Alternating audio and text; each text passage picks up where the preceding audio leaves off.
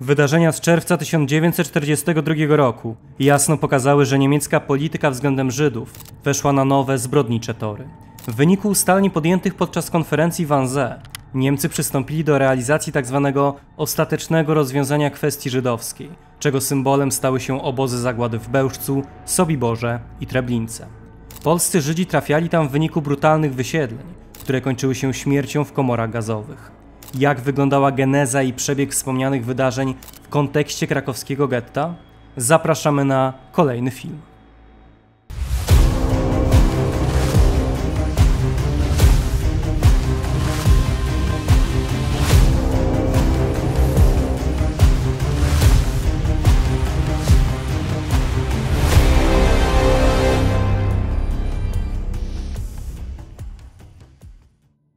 Mecenasem dzisiejszego odcinka jest pani Ewa Wąsik. Pierwsze incydenty antysemickie miały miejsce już we wrześniu 1939 roku. Początkowo były to akty oddolne i chaotyczne, ograniczające się do szykan słownych oraz fizycznych. Wraz z ustabilizowaniem się władzy okupacyjnej, najpierw proklamowaniem, a następnie powstaniem tzw. generalnego gubernatorstwa dla zajętych polskich obszarów, antysemityzm zaczęto ujmować w majestat nowego prawa. Żydom zakazano posiadania gotówki przekraczającej 2000 zł. Zamrożono ich konta bankowe. Wszystkie przedsiębiorstwa żydowskie musiały zostać oznaczone gwiazdą Dawida, a wreszcie sami Żydzi musieli założyć opaski z tym właśnie symbolem. W końcu rozciągnięto na Żydów obowiązek pracy, zmuszając ich m.in. do zamiatania ulic czy odgarniania śniegu. W międzyczasie społeczność tę obejmowano tzw. gettoizacją, czyli umieszczeniem w osobnych dzielnicach, co motywowano względami policyjnymi, sanitarnymi i gospodarczymi. W Krakowie decyzja o powstaniu getta zapadła stosunkowo późno, bowiem dopiero w marcu 1941 roku. Co więcej, getto nie powstało w odwiecznie, chciałoby się powiedzieć, żydowskim Kazimierzu, lecz po drugiej stronie Wisły, w Podgórzu, o czym krakowian poinformowało zarządzenie wydane i podpisane przez gubernatora dystryktu Krakau Otto von Wechtera.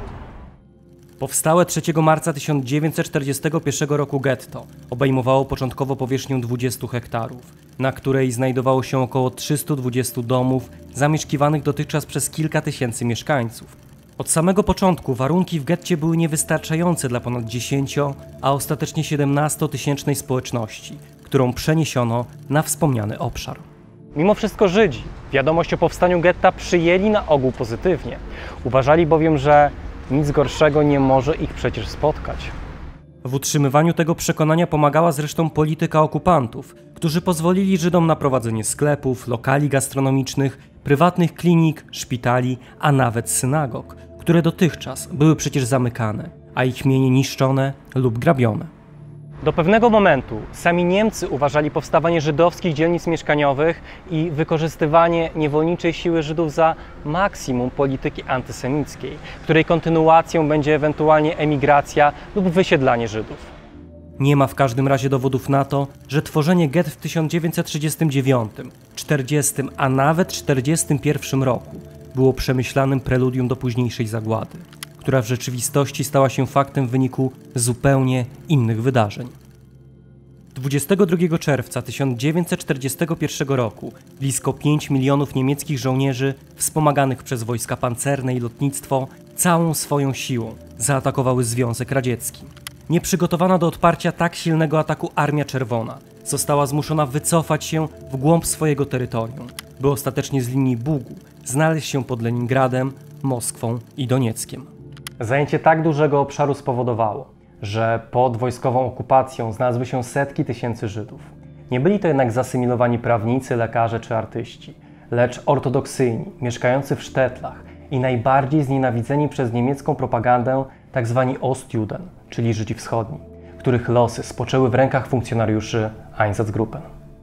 Zgodnie z zarządzeniem szefa Głównego Urzędu Bezpieczeństwa Rzeszy, Reinharda Heydricha, zadaniem tych grup było wymordowanie przedstawicieli komunistycznego aparatu władzy, oficerów politycznych, członków partii oraz intelektualistów. Wśród tych grup znajdowało się wielu Żydów. Oddziały Einsatzgruppen podzielono na 4 grupy A, B, C i D, spośród których każda liczyła od 600 do 1000 funkcjonariuszy, co daje nam łączną liczbę około 3000 osób, były jednak zbyt małe do tego, aby własnoręcznie realizować rozkaz Heydricha. Nie powinno więc dziwić, że uzupełnieniem jego polecenia była sugestia, aby w miarę możliwości wykorzystywać miejscowe antagonizmy i, szczególnie przy mordowaniu Żydów, korzystać z pomocy miejscowej ludności. W telegramie z 29 czerwca 1941 roku Heydrich podkreślał, że nie należy stawiać przeszkód dążeniom do samooczyszczenia występującym w antykomunistycznych i antyżydowskich kręgach na nowo zajętych obszarach. Przeciwnie, należy je wywoływać, nie pozostawiając śladów, intensyfikować, jeśli to potrzebne, oraz skierować na odpowiednie tory. Największym zaangażowaniem w mordowaniu Żydów wespół z Niemcami wykazali się mieszkańcy Litwy, Łotwy, Ukrainy oraz Bukowiny.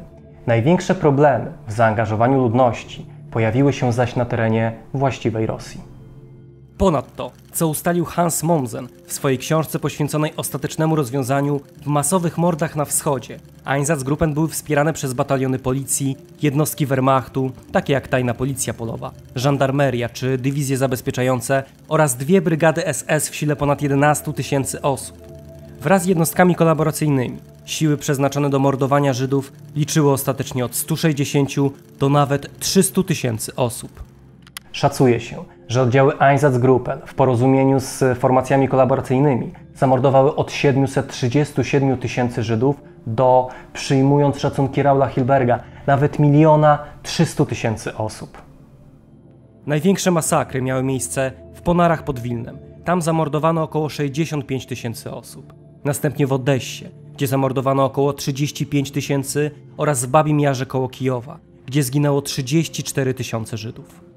Ponadto egzekucje przeprowadzono w lesie Rumbula pod Rygą, w Lwowie, Równem, Charkowie, Kownie i wielu innych miejscowościach.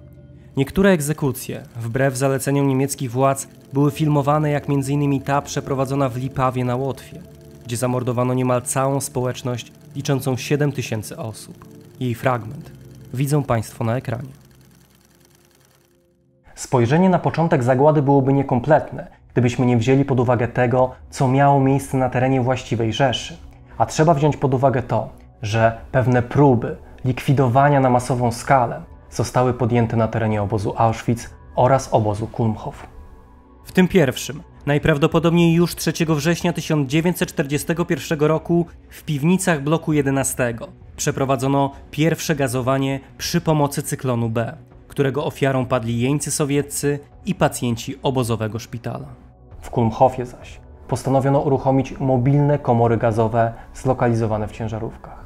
Pierwsza tego typu egzekucja została przeprowadzona w grudniu 1941 roku. Pojazdów używano do duszenia więźniów poprzez kierowanie spalin do zamkniętego przedziału tylnego, w którym zamykano ofiary. Warto odnotować, że pierwsze masowe mordy tego typu Niemcy przeprowadzili już w 1939 roku w poznańskim Forcie VII. Ofiarą tych zbrodni padali polscy i żydowscy więźniowie zakładów dla chorych psychicznie, co pokazuje przy okazji ścisłe związki tzw. akcji T4 z późniejszą zagładą. Wróćmy jednak na front wschodni, gdzie skala zbrodni była wprost ogromna. Dla decydentów III Rzeszy przekraczała ona dozwolone granice. Dalsze, chaotyczne mordowanie Żydów było czymś, na co Niemcy nie mogli sobie pozwolić. Po pierwsze, masowe mordowanie w pobliżu miast groziło szybkim rozprzestrzenieniem się informacji o dokonywanych zbrodniach, na czym nie zależało Niemcom. Po drugie, masowe i niedokładne grzebanie zwłok groziło m.in. zatruciem wód gruntowych, a w konsekwencji epidemią, czyli zjawiskiem niezwykle groźnym dla niemieckich wojsk. Po trzecie wreszcie, wykonywane egzekucje w sposób destruktywny wpływały na psychikę egzekutorów. Musimy bowiem pamiętać, że w skład Einsatzgruppen nie wchodzili kryminaliści czy degeneraci, lecz specjaliści, ludzie wykształceni, nierzadko z tytułami doktorów. Tego, jak przerażające może być mordowanie ludzi, przekonał się zresztą sam Heinrich Himmler, który w sierpniu 1941 roku wizytował na froncie wschodnim oddziały Einsatzgruppen, a 15 sierpnia wziął nawet udział w jednej z egzekucji, którą kierował dowódca Einsatzgruppen B, SS-Gruppenführer Arthur Neibe. Wokół tego wydarzenia narosło wiele historii. Jedna mówi o tym, że żydowska dziewczynka zbryzgała jego płaszcz krwią, jeszcze inna, że Himmler na widok drgających ciał pobladł i zwymiotował, co faktycznie jest prawdopodobne. Na pewno jednak Reichsführer SS zareagował nerwowo i uświadomił sobie kruchą stabilność psychiczną egzekutorów, którzy w przyszłości, jako elementy zdegenerowane, mogliby szkodzić niemieckiemu społeczeństwu. Jedynym rozwiązaniem było więc ukrócenie chaotycznych mordów i zorganizowanie ich w nieco bardziej przemysłowy sposób, aby przede wszystkim wykluczyć udział Niemców, a po drugie, aby wykluczyć wszystkie inne wspomniane przed chwilą uboczne skutki prowadzenia ludobójstwa. Z natychmiastową pomocą przyszedł wspomniany wcześniej Arthur Neibe, który mając doświadczenie w akcji T4 zaproponował właśnie użycie samochodowych komór spalinowych. Nowe pojazdy uruchomiono w Mochylewie i stały się one inspiracją do wykorzystania podobnego systemu w Kulmhofie nad Nerem pod koniec 1941 roku. Zastosowanie mobilnych komór gazowych miało jednak dwie główne wady. Działały zbyt wolno i niezbyt dokładnie, a krzyki ofiar docierały do kierowców, co wpływało na nich demoralizująco i dekonspirowało całą akcję. Wspomniane wydarzenia wymagały więc dokładnego omówienia, przeanalizowania oraz, co nie mniej ważne, zaangażowania w to wszystko nie tylko sił policyjnych i wojskowych, ale również administracji oraz gospodarki. W tym celu i z inicjatywy Himmlera jego prawa ręka Reinhard Heydrich zaprosił do berlińskiej willi przy jeziorze Wannsee 14 wysokich rangą dygnitarzy III Rzeszy Niemieckiej. Pośród nich znalazł się m.in. szef gestapo Heinrich Müller, szef sekcji żydowskiej w Głównym Urzędzie Bezpieczeństwa Rzeszy Adolf Eichmann, reprezentant Ministerstwa Spraw Zagranicznych Martin Luther czy Józef Bühler, prawa ręka Hansa Franka.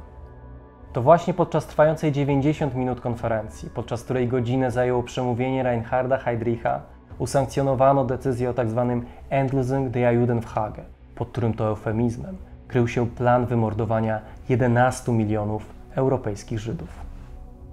W celu zlikwidowania tak dużej liczby osób omówiono metody szybkiej eksterminacji, inspirując się wspomnianymi wcześniej wydarzeniami w obozach Auschwitz i Kulmhof. Ustalono ponadto, że sprawy żydowskie przechodzą z rąk administracji cywilnej na rzecz SS i policji. Na miejsce wymordowania Żydów wyznaczono zaś wybudowany późnym latem 1941 roku obóz w Treblince oraz powstałe jesienią 1941 roku obozy w Bełżcu oraz Sobiborze. Zlokalizowane na wschodnich rubieżach generalnego gubernatorstwa obozy były wprost doskonałym wyborem, ponieważ akcję ludobójstwa planowano rozpocząć od Żydów polskich. Odbyło się to zresztą na specjalne życzenie Hansa Franka, którego podczas konferencji w Wannsee reprezentował Józef Bühler. Jego sugestię przyjęto bez większych uwag, co wynikało ze swoistej dostępności polskich Żydów, ich gęstego zaludnienia oraz faktu, że większość była już skumulowana w gettach, co dalece ułatwiło przeprowadzenie akcji deportacyjnych. Bühler na pewno mógł być zadowolony z przebiegu obrad, o których efektach niezwłocznie powiadomił rezydującego na Wawelu Hansa Franka. Sam Kraków został oczywiście włączony w plan ostatecznego rozwiązania, jednakże to nie administracja cywilna, którą reprezentował Hans Frank i Józef Bühler, miała odpowiadać za realizację zbrodniczego planu. W myśl ustaleń konferencji w Wannsee głównymi odpowiedzialnymi za politykę względem Żydów stawały się SS oraz policja. Tym samym sprawne przeprowadzenie akcji deportacyjnej i wykorzystanie w tym celu rozmaitych formacji przypadło reprezentantowi zbrodniczego imperium Himmlera.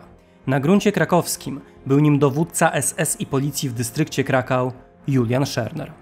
Scherner był jednak typowym mordercą z zabiórka, który do bezpośredniej realizacji powierzonych sobie zadań wyznaczał podległych funkcjonariuszy. W przypadku akcji czerwcowej był nim SS-Hauptsturmführer Martin Felenz, któremu pomocą służyli SS-Obersturmführer Hans Bartsch oraz referent do spraw żydowskich krakowskiego gestapo SS-Hauptsturmführer Wilhelm Kunde. Sama akcja była dla nich czymś nowym. Dotychczas korzystali oni z niewolniczej pracy Żydów, pozwalali sobie na agresję względem nich oraz grabież ich mienia. Tym razem jednak musieli zorganizować wysiedlenie tysięcy ludzi na śmierć, czemu towarzyszyć musiał porządek i dyscyplina, a nie chaos i strach.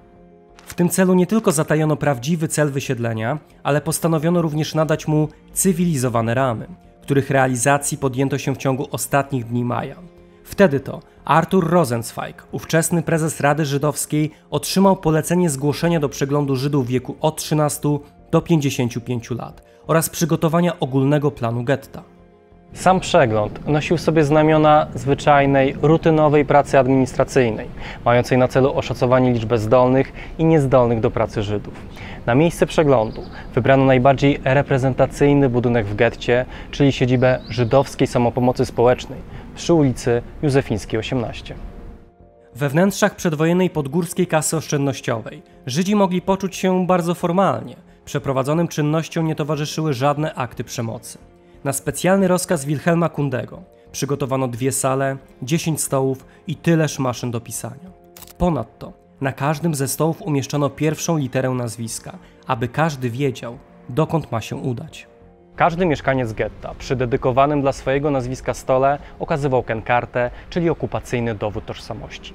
Następnie w tejże kenkarcie otrzymywał lub nie otrzymywał stosowną pieczątkę. Nad kolejką porządek sprawowali funkcjonariusze żydowskiej służby porządkowej, cieszącej się ostatnimi chwilami względnego szacunku.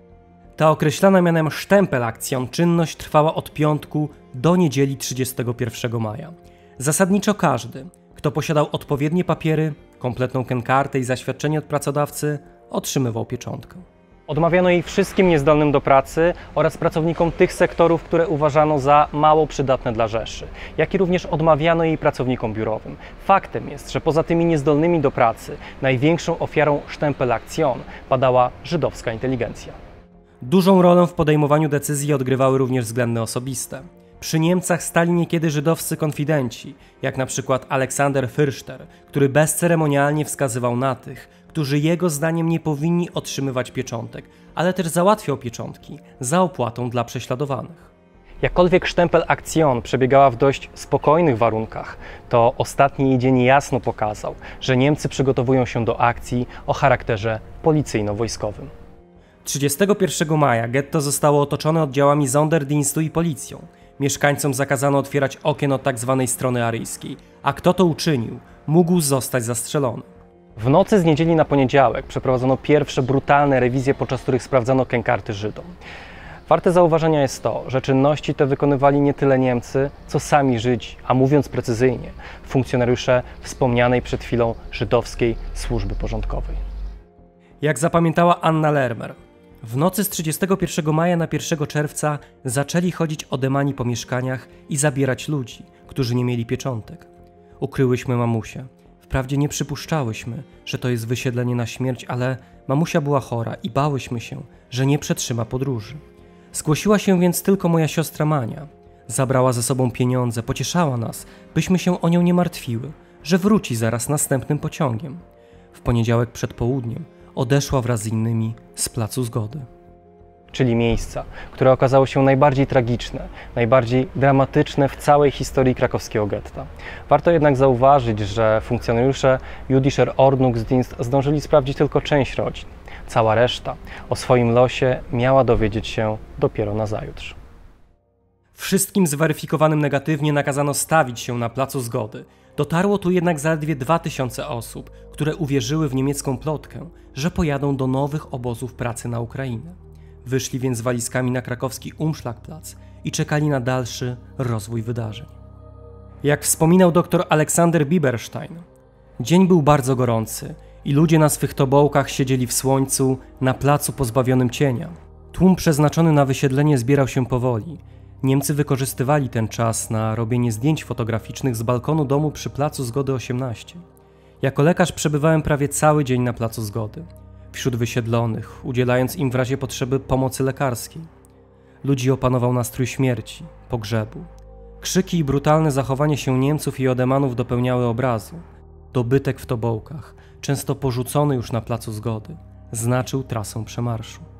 Żydów poprowadzono ulicą Lwowską, na której aktualnie się znajduje i gdzie wykonano niektóre fotografie w 1942 roku, a następnie poprowadzono ich ulicą Limanowskiego i Wielicką w kierunku dworca w Prokocimiu, gdzie załadowano ich do wagonów i wysłano na wschód.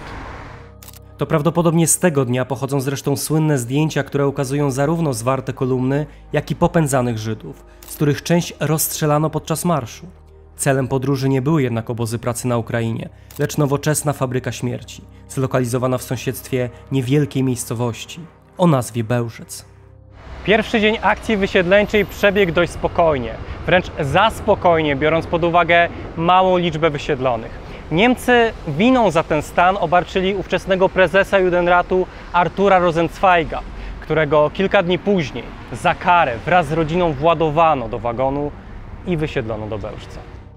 Niezadowoleni Niemcy nie zamierzali poprzestać na tak niskim wyniku i kilka dni później, 4 czerwca, postanowili przeprowadzić kolejne wysiedlenie, które ze względu na swoje okrucieństwo przeszło do historii pod nazwą Krwawego Czwartku. Wcześniej rano do dzielnicy wkroczyły oddziały policji, Sonderdienstu oraz Polaków z Baudienstu. Główną areną ponownie okazał się Plac Zgody, na który wypędzano ludzi z domów, prowadzono rewizję oraz odbierano bagaże. Pośród tych czynności dochodziło do różnych osobliwych scen, które ze szczegółami zapamiętał kronikarz krakowskiego getta, farmaceuta Tadeusz Pankiewicz. Jak widma ciągną przed oknami apteki starcy, kobiety i dzieci. Widzę kroczącą w odległości kilku kroków od większej grupy wysiedleńców staruszkę, lat około 70, z rozwianym siwym włosem. Wzrok szklisty, nieruchomy, oczy szeroko otwarte, przerażone patrzą przed siebie. Idzie powoli, spokojnie, w samej sukni, w nocnych pantoflach na nogach, bez żadnego pakunku. Nawet nie ma podręcznej torebki. Ściska tylko obu rękami i tuli do swej starczej piersi coś małego, czarnego. To maleńki piesek, ratlerek. Wzięła coś, co jej pozostało najdroższego, z czym nie chciała się rozstać. 4 czerwca rozwinięto również istną spiralę grabieży, w której uczestniczyli zarówno Niemcy, jak i również funkcjonariusze żydowskiej służby porządkowej. Wszystko odbywało się przy akompaniamencie strzałów, które były jasnym dowodem na to, że w getcie są przeprowadzane masowe egzekucje. Jedna z takich egzekucji została przeprowadzona na rogu ulic Dąbrówki i Janowej Woli. To właśnie tutaj Niemcy zamordowali niezdolnych do pracy Żydów, wśród których znaleźli się upamiętnieni na tablicy Mordechai Gebirtig, poeta tworzący w języku jidysz, oraz Abraham Neumann, popularny przed wojną malarz pejzażysta. Przeznaczonych do wysiedlenia formowano w kolumny, a następnie prowadzono ulicą Lwowską, Wielicką na rampę w Prokocimiu, a niektórych, podobnie jak 1 czerwca, zabijano podczas marszu. Nazajutrz po egzekucjach ukazało się kolejne rozporządzenie, w którym informowano, że dotychczasowe pieczątki są już nieaktualne, a prawo do pozostania w getcie zapewniają odtąd jedynie niebieskie kartki, czyli Blauscheine. W celu ich otrzymania należało wziąć udział w kolejnej rejestracji, którą przeprowadzono w sobotę 6 czerwca i podobnie jak w przypadku pierwszych rejestracji została ona przeprowadzona w siedzibie żydowskiej samopomocy społecznej. Warto w tym miejscu zauważyć, że w nielegalną akcję organizowania Blauscheinów włączyło się kilka osób związanych z gettem. Jedną z nich był Węgier Adalbert Szepesi. Ten pracownik Arbeitsamtu, czyli Urzędu Pracy znajdującego się przy ulicy Józefińskiej, do końca akcji czerwcowej wydawał niezbędne zaświadczenia. Za swoje poświęcenie został on ostatecznie aresztowany przez Niemców i wywieziony do obozu Sachsenhausen. W procederze tym uczestniczył również Juliusz Madricz, właściciel zakładów krawieckich przy Rynku Podgórskim 3, który otrzymane od Szepesiego kartki rozdawał swoim pracownikom. Kolejną osobą niosącą pomoc dla Żydów podczas akcji czerwcowej był Polak Felix Dziuba, kierownik wytwórni szkieł optycznych znajdującej się przy ulicy Targowej. Tenże człowiek postarał się o wynegocjowanie dodatkowych przydziałów 20 Blauscheinów, które zostały następnie przekazane Żydom zagrożonym wysiedleniem. Nie każdy miał jednak to szczęście, aby skorzystać z pomocy wspomnianych osób. Wszyscy, którzy nie otrzymali niebieskiej kartki, byli wyprowadzani tylnym wyjściem żydowskiej samopomocy społecznej, a następnie prowadzeni pod eskortą na dziedziniec fabryki Optima. Jak się ostatecznie okazało, pierwsi z przybyłych mieli tu spędzić blisko 2 dni, bez bagaży, jedzenia oraz picia. Nikt nie był na to przygotowany.